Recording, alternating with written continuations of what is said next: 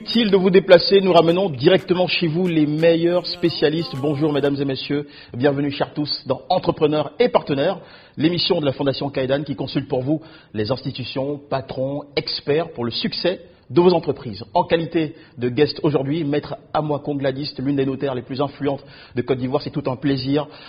Maître, bonjour. Bonjour Jean-Michel. Bienvenue. Merci. Merci d'apporter aussi votre expertise à ce programme. Il se dit que le notaire est un allié du succès de l'entrepreneur. Comment cela se traduit dans les faits? Écoutez, la part prise par le notaire dans le succès de l'entrepreneur se situe surtout au niveau de son apport en matière juridique, d'accord, et en l'occurrence dans le cadre des actes qu'il dresse. Le notaire, d'accord, est un officier public, délégataire de la puissance publique. L'acte notarié que le notaire dresse est un acte d'autorité, c'est-à-dire qu'il met en exergue les conventions des parties et avant d'en arriver à dresser son acte, à établir l'acte, évidemment, le notaire reçoit le client qui sollicite sa prestation et va lui donner des conseils tant dans le cadre de l'organisation de son partenariat, dans le cadre de l'organisation de l'entreprise, dans le cadre de l'organisation même du patrimoine et dans le cadre des meilleures opportunités en matière juridique et fiscale. Alors cet apport du notaire va permettre à l'entrepreneur de mieux orienter ses choix dans le cadre global de l'ensemble des solutions sociétales qui sont proposées par l'acte uniforme OHADA. Ça va permettre à l'entrepreneur d'orienter son choix vers la meilleure société possible au vu des activités qu'il veut mener et dans le cadre du partenariat qu'il veut nouer. Lorsqu'on entend tout de suite parler de votre métier, on pense aux frais. Est-ce autant cher de consulter un notaire? La consultation du notaire n'est pas chère. Je dirais même que le notaire est un conseiller gratuit. Voilà. Vous le dites comme ça, mais est-ce que c'est toujours vrai?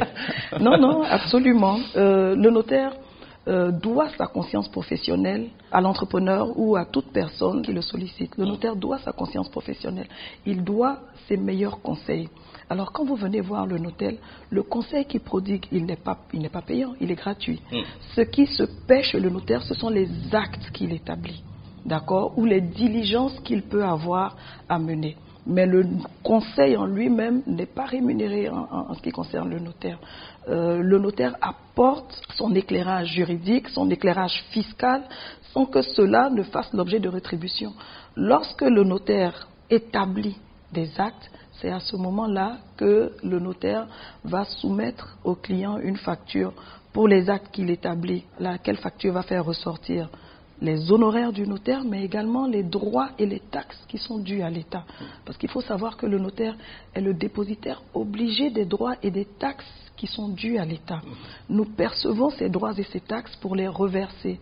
Alors la facture du notaire ne fait pas qu'apparaître les honoraires qui sont dus au notaire. Elle fait apparaître également les droits et les taxes qui sont liés aux actes que nous recevons. Et ça, malheureusement, la plupart des gens ne le savent pas. Ils croient que les sommes qui sont versées au notaire reviennent intégralement au notaire. Ça n'est pas le cas. Tous les conseils que le notaire dispense sont gratuits. Ils font partie de l'obligation du notaire. On va profiter de la gratuité du conseil notarial pour vous demander de passer quelques recommandations aux entrepreneurs qui veulent se lancer. Généralement, qu'est-ce que vous leur conseillez de judicieux? La première chose que l'on va conseiller à un entrepreneur, c'est déjà d'avoir une idée précise du domaine d'activité dans lequel il se lance. C'est très important.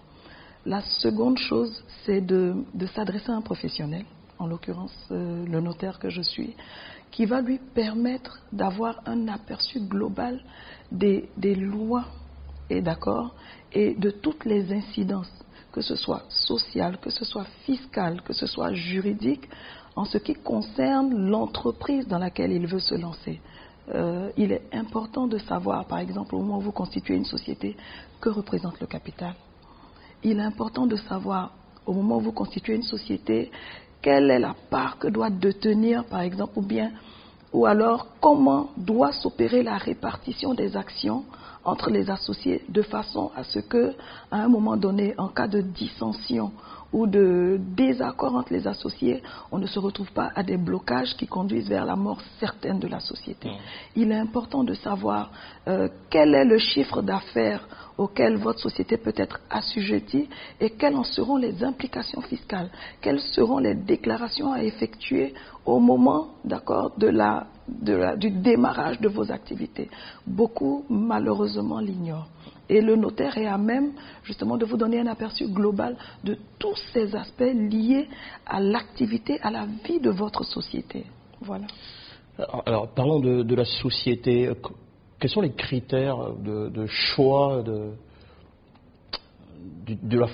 forme de société pour un entrepreneur? C'est-à-dire, comment on choisit le statut de son entreprise? Y a-t-il des filtres?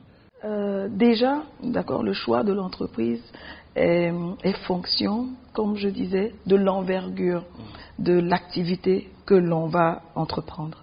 Il y a des activités pour lesquelles vous avez des obligations déjà en matière du choix de la société.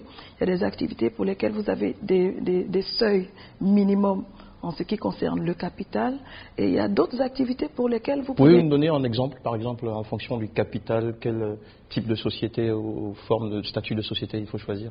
Je peux vous dire, par exemple, que dans le domaine de la facturage, vous avez l'obligation d'avoir un capital minimum de 100 millions. Dans le domaine des assurances, dans le domaine bancaire, vous avez l'obligation d'avoir un capital minimum de 6 milliards. Dans le domaine des assurances, vous avez des obligations de capital minimum également. Donc, il y a des secteurs d'activité dédiés pour lesquels l'administration, les règlements imposent un capital minimum. Maintenant, pour d'autres activités, le choix du capital est librement fixé par les associés. D'accord ? Le capital va servir, il faut savoir que le capital constitue les fonds propres de la société au départ. Donc, ces fonds propres-là vont servir aux associés, d'accord, à faire face aux premières dépenses, d'accord. C'est ces sommes-là qui vont leur permettre comment je vais dire, déjà par exemple au moment de la constitution, les frais notariés peuvent être supportés par les apports faits en capital. Donc ça va venir au niveau du bilan dans la rubrique des sommes d'établissement de la société. Donc le capital doit être à même de supporter ces premiers montants, ces premières sommes-là. Il doit être à même de supporter également les achats de matériel qui peuvent être effectués dans le cadre du démarrage des activités. Il doit être à même de supporter les investissements, premiers investissements, en attendant évidemment de pouvoir avoir recours à des investisseurs ou à des établissements bancaires. C'est la cagnotte commune des actionnaires. Voilà ce que représente le capital. Le 30 janvier 2014, il y a eu la révision de l'acte uniforme, l'adoption de l'acte uniforme révisé de façon plus précise. Le 2 avril 2014, l'État de Côte d'Ivoire a pris une ordonnance instituant le fait que les associés, les futurs sociétaires pouvaient librement fixer le montant du capital social d'une SRL, par exemple. Pour certains, une SRL peut être constituée avec une somme de 10 000 francs, avec une somme de 100 000 francs. Ah tiens, ça tombe bien. Qu'est-ce que vous conseillez en général aux entrepreneurs lorsqu'ils arrivent SNC, SARL quelle est la meilleure façon de démarrer? Quelle est la meilleure forme de société pour démarrer quand on démarre avec des ressources, disons, moyennes? Comme je le disais, suivant l'activité que l'on veut mener et évidemment suivant les objectifs que l'on se fixe dans un premier temps, la plupart de ceux qui viennent souhaitent aller vers la constitution d'une SARL. Pourquoi une SARL? Société à responsabilité limitée.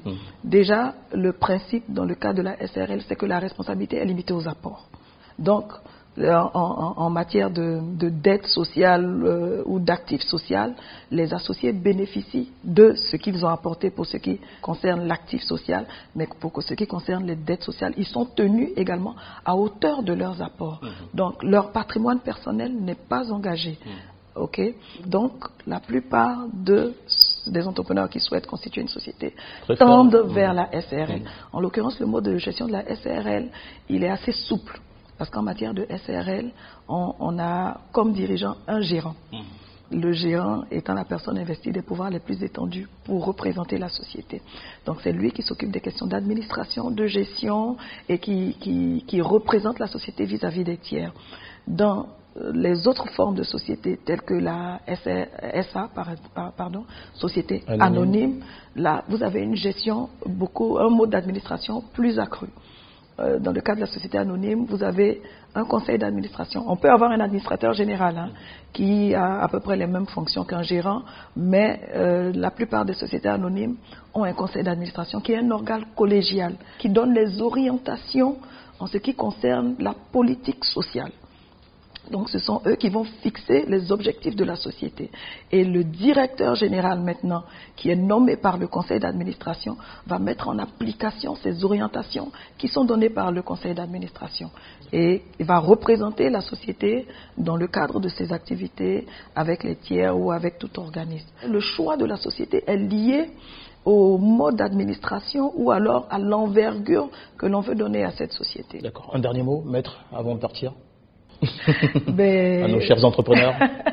Ce que j'ai à dire aux entrepreneurs, c'est de ne surtout pas avoir peur d'aller vers le notaire, d'aller non pas que vers le notaire, mais vers tous ces partenaires outillés qui sont à même de le conseiller utilement dans le cadre des activités qu'il veut mener. C'est très important de savoir l'environnement juridique, de savoir l'environnement fiscal, de savoir l'environnement financier de l'activité que l'on veut entreprendre. Sinon, ce serait aller comme à l'aveugle et à coup sûr, on aura beaucoup d'obstacles auxquels on va se retrouver heurté.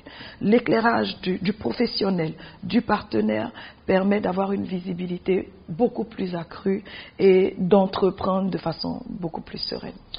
Et on rappelle que le conseil notarial, chers entrepreneurs, est gratuit. Absolument. Merci beaucoup, Maître Amoakong Gladys, pour la teneur de nos échanges. Nous souhaitons beaucoup de bonheur pour la suite. Écoutez, c'est moi qui vous remercie et j'attends les entrepreneurs avec impatience. Allez, merci mesdames et messieurs d'avoir été autour. Nous vous souhaitons le meilleur jusqu'au prochain numéro d'entrepreneurs et partenaires, des partenaires dévoués pour votre succès. On baisse pas les bras, non, non, non, non. On baisse pas les